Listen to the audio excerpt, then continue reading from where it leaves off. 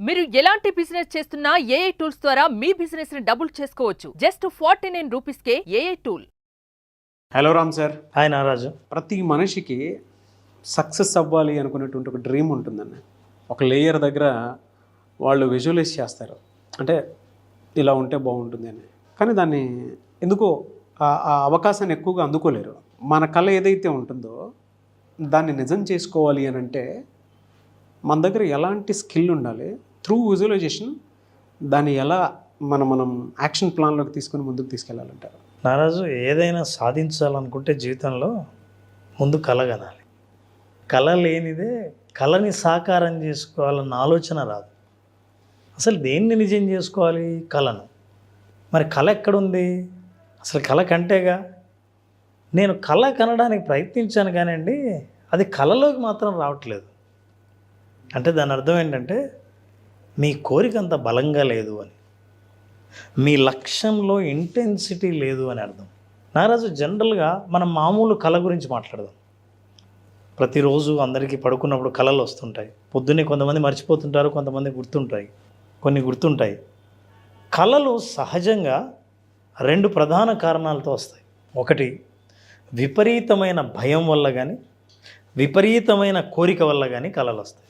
మనం ఎక్కడ ఎప్పుడు భయపడ్డామో గుర్తుండకపోవచ్చు, కానీ భయపడినట్టు, పైన ఎత్తు ప్రదేశాల నుంచి కింద పడినట్టు, ఏదైనా జంతువు వెంటబడినట్టు, పాము కాటు గురైనట్టు, చీకట్లో ఉన్నట్టు, ఇట్లాంటి భయపడే కళలన్నీ ఎందుకు వస్తాయంటే తీవ్రమైన భయం లోపల ఉంటుంది కాబట్టి. ఇంకోవైపు తీవ్రమైన కోరిక ఏదైనా ఉంటే, లక్ష్యం ఏదైనా ఉంటే, గోల్ ఏదైనా ఉంటే అది కూడా కళలా వస్తుంది. అయితే కళ కనడం అంత ఈజీ కాదు నారాజ్. అంటే కూర్చొని నా లక్ష్యాన్ని నేను కలగంటున్నా అంటే నీ కళ రాదు. నువ్వు ఎంత ఆలోచించినా పడుకునే ముందు పొద్దున్నే కళ రాదు. కానీ కళ కంటే మాత్రం కళ సాకారమయ్యే అవకాశాలు చాలా ఉన్నాయి. ఈ కళని ఎలా కనాలి? విజువలైజేషన్ ద్వారా. ఎందుకు విజువలైజేషన్ ద్వారానే? ఎందుకంటే when you visualize then you materialize. కళల్ని సాకారం చేసుకోవాలనుకుంటే, సాక్షాత్కరింపజేసుకోవాలంటే, నిజం చేసుకోవాలని అనుకుంటే ముందు కళ కనాలి. కళ కనడం ఎలా సాధ్యం అంటే విజువలైజేషన్ ద్వారా సాధ్యం. ఎలా? నిజానికి సాధారణంగా మనకు కళ ఎప్పుడు వస్తుందంటే నారాజు, బయట ప్రపంచంలో చూసే సంఘటనలు, అనుభవాల ద్వారా మనం కలగంటాం. ఉదాహరణకి, ఒక సెన్సిటివ్ మనసు ఉన్న వ్యక్తి రోడ్డు మీద నడుస్తూ వెళ్తున్నాడు. తన కళ్ళ ఎదురుగానే ఒక బస్ యాక్సిడెంట్ చూశాడు. చాలా తీవ్రంగా భయపడిపోయాడు. అమ్మో, నా కళ్ళ ఎదురుగే నేను చూశాను. ఆ రోజు రాత్రి నిద్ర పట్టదు. రాత్రి కళ వస్తుంది. కళలో యాక్సిడెంట్ వస్తుంది. ఆ యాక్సిడెంట్లో తనున్నట్టో, తను ఇష్టమైన వాళ్ళు ఎవరైనా ఆ యాక్సిడెంట్కి గురైనట్లో కళ రావచ్చు. అంటే మనం బయట వాస్తవ పరిస్థితులు చూసినప్పుడు మనం గురయ్యే ఎమోషన్స్ ద్వారా మనం కళగా మార్చుకుంటాం. మరి మన విజయాన్ని ఎలా చూస్తాం? మరి విజయం కూడా ఏదైనా ఇట్లా దృశ్యం చూసినప్పుడే అది కళలా వస్తుంది, ఇది సాధించినట్టు అని. అందుకనే మనకున్న ఒక అద్భుతమైన టూల్ విజువలైజేషన్. ఎలా అంటే పంచేంద్రియాల నుంచి క్రియేటివ్ విజువలైజేషన్ ద్వారా మనమే క్రియేట్ చేసుకుంటాం ఒక డ్రీమ్ని.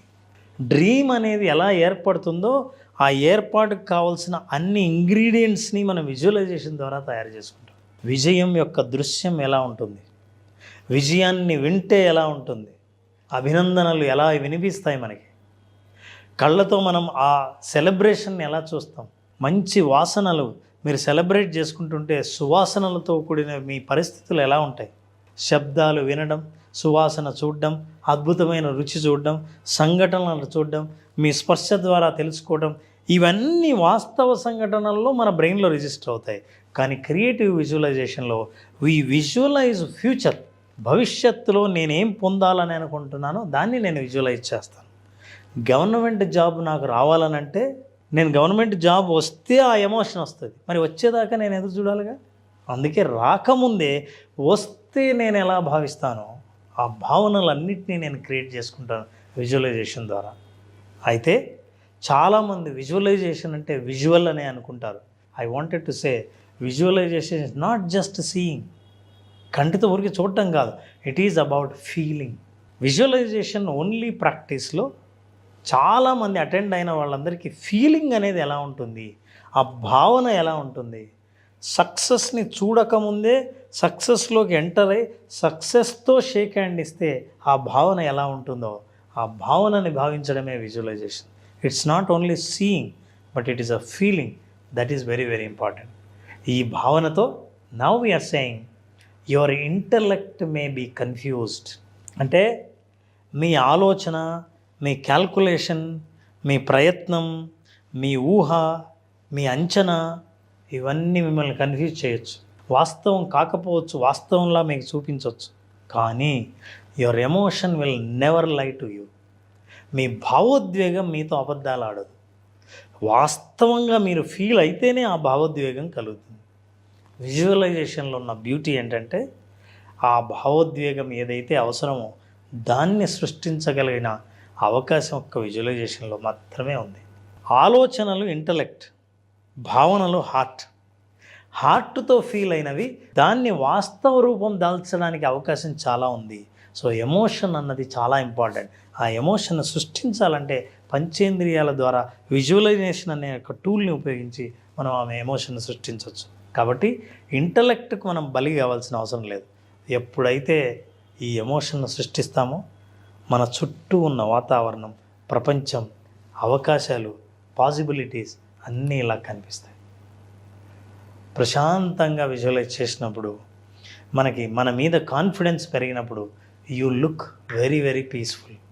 అండ్ అరౌండ్ యూ మీ చుట్టూ రంగురంగులు కనిపించినట్లే అన్ని అవకాశాలు మీ చుట్టే ఉండడం కనిపిస్తాయి, గమనిస్తారు. That is the beauty of visualization. గెస్ట్లతోటి వర్క్ చేస్తూ ఉంటాను, కానీ ఒకటైతే ప్రొఫెషనలే రామ్ సార్. మీరు ఒక్కొక్క మాట చెప్తూ ఉంటే ఒక చిన్నపాటి బుక్ చదువుతున్నంత ఫీల్ కలుగుతుంది నాకు.